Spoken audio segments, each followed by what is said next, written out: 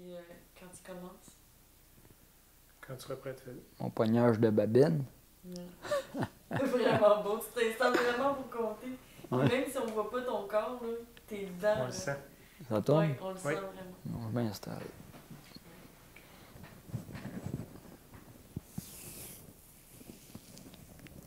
Bon. M'a te compter un coup, pis c'est tout. Ça s'est passé dans le temps du vieux temps. Dans le temps qu'on se promenait encore en berlot pendant l'hiver. À soir, c'est le rigodon du jour de l'an chez Joseph Hervieux. Après le souper, on se raconte des histoires en attendant la nouvelle année. On demande au père Hervieux, qui doit être rendu à 90 ans, certain, de raconter l'histoire qui est arrivée quand il avait 20 ans. Il se met à riocher. Vous l'aimez, celle-là, hein? J'arrête de bretter, puis je vous conte ça. Le voilà parti. Il raconte que l'histoire s'est passée il y a un bon escousse à la veille du jour de l'an. Son père, il demande de l'écrire les derniers étrennes. Il grille son jouel, puis il gagne pour la grande ville. Il ajoute ce qu'il faut. Puis à 3 heures, ben, TV d'abord pour revenir chez eux. Mais rendu à Saint-Sulpice, le temps s'est beurré. Il traverse les bordages comme il peut, il s'enfonce dans le coulis, puis qu'un bain, les listes sont jamais bien dures. Il descend du berlot, puis il amasse son jouet au pieu qui était juste à côté. Il enjambe la neige, puis il avance pour trouver demeurance. Il marchaillage un peu, il faisait noir comme la poche du diable. Toujours qu'au déviron d'un chemin, il t'aperçoit une maison toute débiscariée. Il se demandait bien si c'était abandonné, mais il voit de la tissée dans le poêle. Il cogne. Il entend une petite voix qui répond.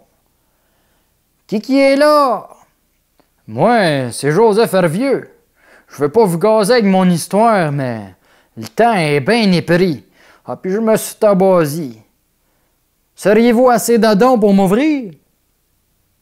Je me suis pas mal encabané pour l'hiver, mais il y a certainement de place pour vous. »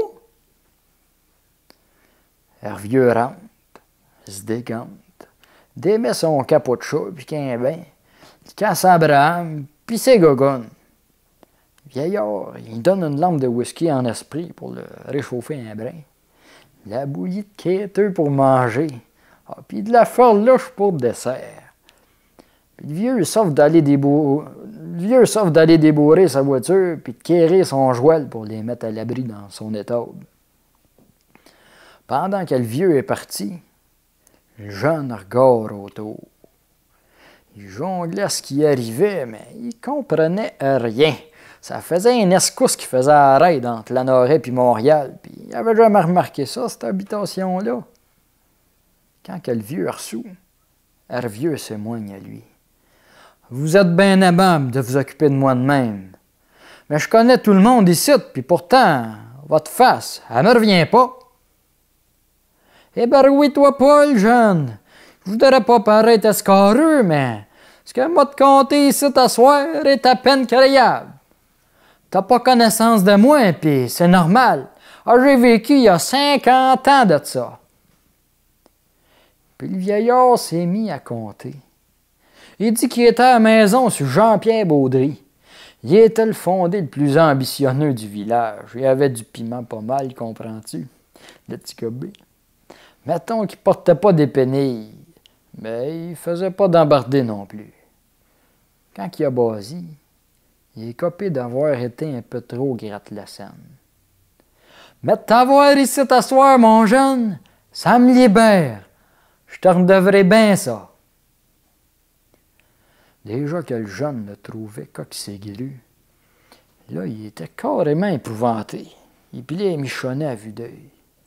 Il sent que cette histoire-là va se finir en queue de poule, que cet homme-là a quelque chose de détraqué.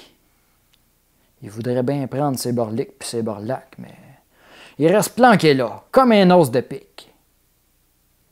Le vieux se met à raconter. « M'a te compté un coup, puis c'est tout. » Il dit qu'il y a 50 ans en arrière, il était isolé pour la veille du jour de l'an. Il s'en allait ses minuit quand il entend un chien dehors.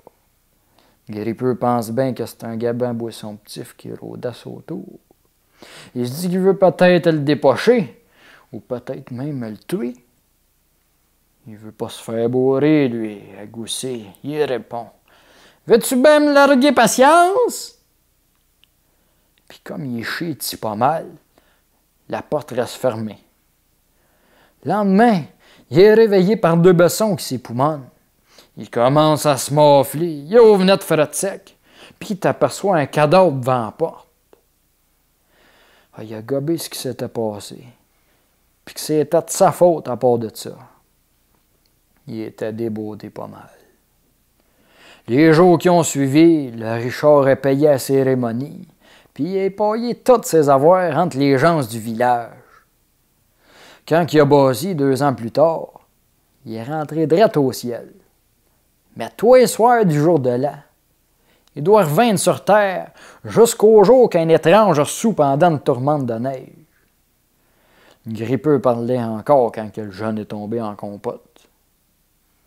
Quand il s'est réveillé, il était dans son borlour à l'église de la Valterie. Il est retourné chez eux en pique de cheval, puis il a raconté son aventure. Je te dis que les comètes n'ont pas ben cru. Il disait plutôt qu'il était parti ça à toune, puis qu'il avait oublié de retourner à temps. Mais Joseph Hervieux, il a ascertané toute sa vie que ça y était arrivé exactement comme que je viens de vous le conter.